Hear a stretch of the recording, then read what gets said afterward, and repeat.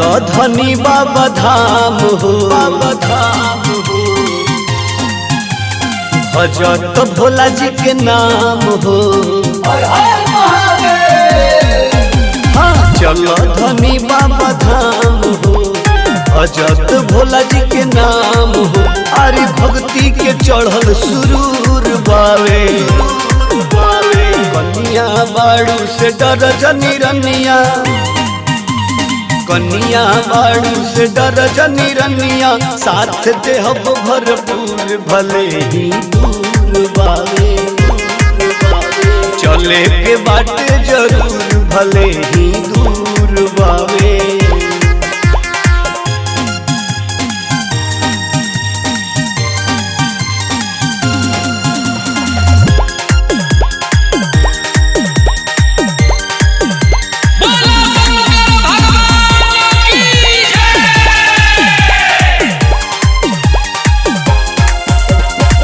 चलो भोला जी के दर्शन होई, मन धन तहरो परसान होई, परसान होई। हम आगा रहब तू पाछा, राह चले में लागी आछा।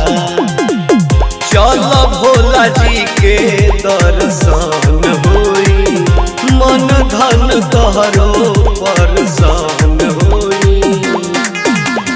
परिछे के तोहरो लूर बावे, कन्या बाड़ू से डर जनी रनिया, कन्या बाड़ू से डर जनी रनिया। साथ देहब भरपूर भले ही दूर बावे, चले के बाटे जरूर भले ही दूर बावे।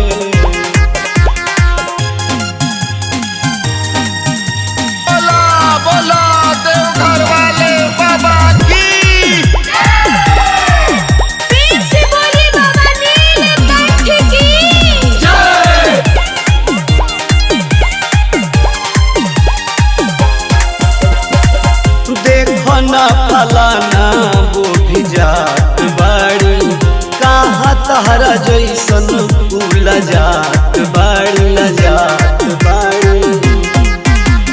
संग दिल संघेरा म शंकर कहे चल गड़ी न काट कंकड़। देखना फलाना वो भी जात बाड़ी, कहाँ तहरा जैसन उला जात बाड़ी।